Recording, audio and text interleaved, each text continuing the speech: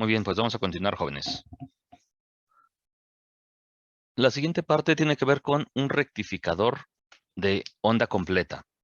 Si recuerdan, dentro de los rectificadores, podemos, o más bien no podemos, tenemos rectificadores de media onda, rectificadores de onda completa y puentes rectificadores. Eso ya lo habíamos comentado. ¿Sí recuerdan eso, jóvenes?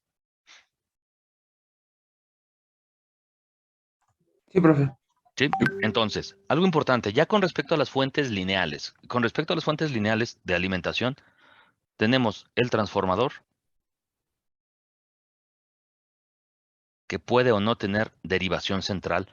Y cuando hablamos de un rectificador de media onda, el rectificador de media onda únicamente tiene un diodo rectificador, que puede ser un 1N4001, 4002, 4003, hasta 4007, o de alguna otra familia. No necesariamente tiene que ser un 1N4, 4000X, 4001, 2, 3, hasta el 7. No necesariamente. Puede ser algún diodo de una familia distinta. Lo importante es que en la teoría seguramente vieron el rectificador de media onda cuando tenemos únicamente un diodo. Cuando ya hablamos de una fuente de alimentación lineal, no utilizamos un rectificador de media onda. ¿Por qué no utilizamos rectificadores de media onda? Porque el rectificador de media onda lo que hace es rectifica, cero, rectifica, cero, rectifica. Y entonces lo que nosotros tenemos es que ya en la fuente de alimentación, la carga y descarga del capacitor, recuerden, necesita tener cierta cantidad de energía. Al final de cuentas, lo que estamos diciendo es que se carga y descarga.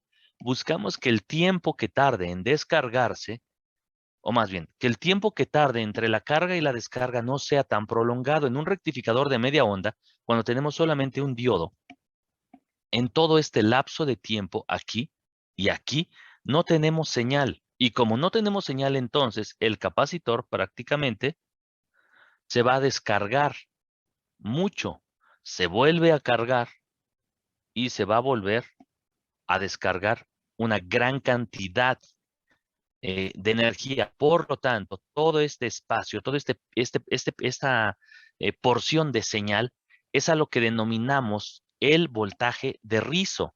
El voltaje de rizo es esa variación que existe antes de que la señal sea de corriente directa.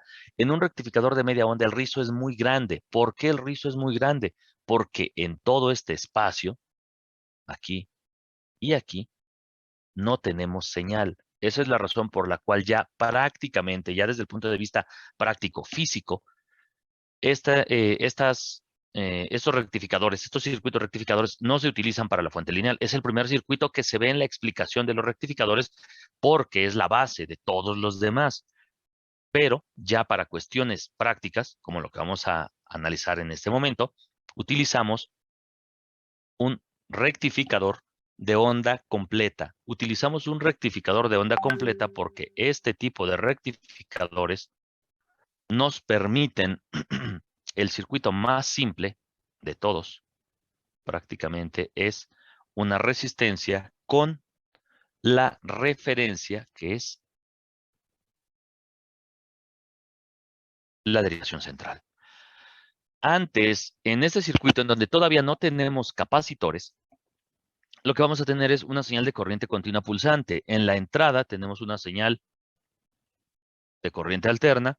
En la salida de extremo a extremo, una señal de corriente alterna de una magnitud más pequeña.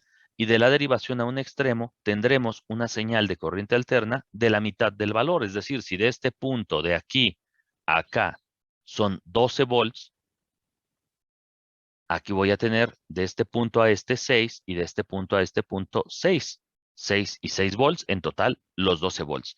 En la salida, lo que tenemos aquí es que en el primer semiciclo, lo que vamos a tener es que el primer diodo conduce porque se polariza directamente y el segundo diodo no conduce. En el siguiente semiciclo, el primero deja de conducir y el segundo comienza a conducir. Por lo tanto, al final del circuito, yo aquí lo que voy a tener es una señal de corriente continua pulsante, porque todavía no hay capacitores.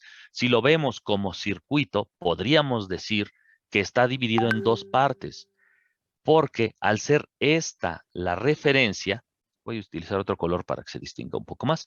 Si esta es la referencia, en un semiciclo, este está polarizado inversamente, por lo tanto, podríamos decir que es como si no existiera, como si no estuviera. Pero como se polariza directamente el primer diodo, tengo un semiciclo. En el siguiente semiciclo, ahora es como si esta parte es la que no estuviera. Bueno, este último no. Es como si esta parte no estuviera. Y entonces el circuito es este que está aquí. Nuevamente, siguiente semiciclo,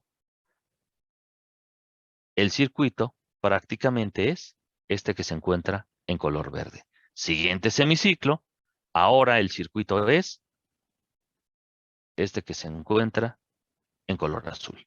Y podríamos decir que es como si tuviéramos dos circuitos, uno que funciona con un semiciclo, otro que funciona con el siguiente semiciclo. Es decir, el diodo que está en la parte superior polarizado directamente, el de la parte inferior inversamente. Siguiente semiciclo, ahora el de la parte superior inversamente, el de la parte inferior directamente. Y eso hace que nuestra salida sea una señal de corriente continua pulsante.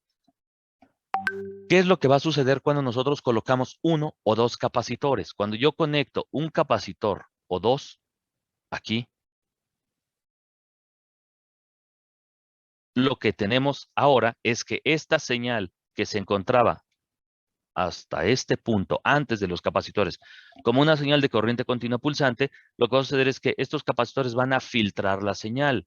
Pasa a través del primer capacitor y después pasa a través del segundo capacitor, que al final de cuentas, esto es importante, vamos a utilizar nosotros en este momento un par de capacitores de 1000 microfaradios. Vamos a poner estos dos capacitores de 1000 microfaradios que prácticamente son dos capacitores que se encuentran en paralelo. Eso significa, y aquí esta parte es importante, jóvenes, no necesariamente en todos los casos y no necesariamente siempre tengo que poner dos capacitores de 1000 microfaradios. Ya vimos en la primera parte de la práctica que si están en serie o están en paralelo va a cambiar el valor de su capacitancia. Por lo tanto, yo podría poner un capacitor del total de la capacitancia que se tiene de estos dos capacitores en paralelo. Voy a poner dos por el valor de capacitancias que yo tengo, por los capacitores que tengo dentro de mi material. Y como les decía, esto es importante, no necesariamente debo tener por fuerza estos dos capacitores. ¿Qué va a cambiar si la capacitancia es mayor o es menor? Va a cambiar lo mismo que veíamos en la primera parte de la práctica. Si este valor de capacitancia es más grande o si este valor de capacitancia es más pequeño, lo que vamos a tener es que esa carga o descarga se verá modificada. ¿Qué esperamos tener aquí en esta carga y descarga de los capacitores? Es que empieza la señal y que prácticamente yo tenga algo semejante a esto. Se descarga, llega el siguiente semiciclo, se descarga, llega el siguiente semiciclo, y cuando nosotros analizamos las señales, lo que vamos a tener aquí es que analizamos a partir de este punto.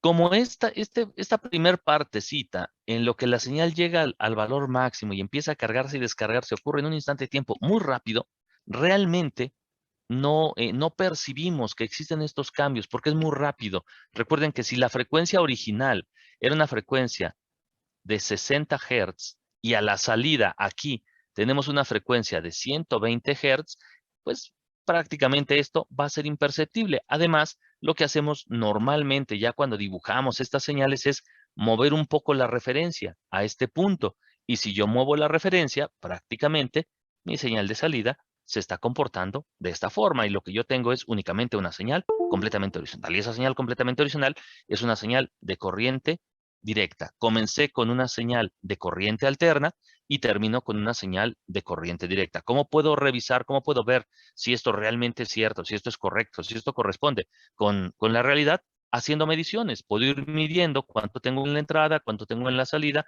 cuánto tengo aquí al final. Otra forma de poder medirlo es poner un diodo emisor de luz con su respectiva resistencia y verificar si hay una señal de corriente directa, si ese diodo emisor de luz se está encendiendo, o la otra directamente con el multímetro. Cuando yo mida aquí al inicio corriente alterna, me deberá mostrar el multímetro que hay una señal de corriente alterna, pero cuando yo mida en este punto con la señal de corriente directa, deberé observar que existe una señal de corriente directa. Hay algo importante con respecto a las fuentes de alimentación lineales.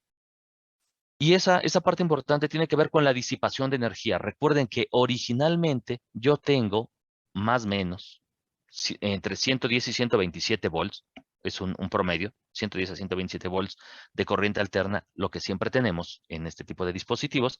Y lo que yo voy a tener en la salida aquí es aproximadamente 6 volts. Y recuerden, digo aproximadamente porque va a depender de varios factores. Y uno de esos factores que es muy importante tiene que ver con los diodos, la caída de tensión que ya sabemos que va a existir y ahorita vamos a comprobar.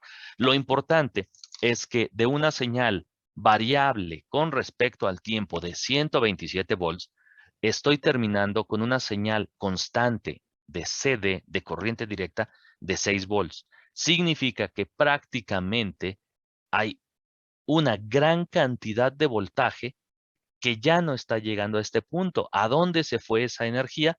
Esa energía se disipó en forma de calor.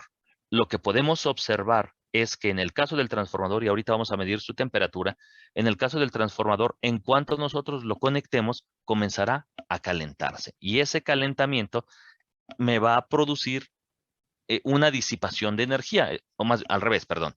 La disipación de energía me va a producir un calentamiento en el transformador. Conforme vaya pasando el tiempo, nos vamos a dar cuenta que el transformador se calienta. Un transformador que funciona correctamente se va a calentar hasta un valor de temperatura aproximadamente de 30 grados centígrados. No debe calentarse más. Si el transformador empieza a calentarse por arriba de ese valor, significa que hay un problema, algo está mal. Hay un mal cálculo en el transformador, no está funcionando adecuadamente porque no debe calentarse. Al final de cuentas, la cantidad de energía disipada no debe ser excesivamente grande, porque si no, con el paso del tiempo podría ser riesgoso, es decir, ese transformador se podría quemar. Y los transformadores están diseñados para que funcionen de manera constante sin ningún problema. Muy bien, pues voy a dejar de compartir la pantalla y nos vamos.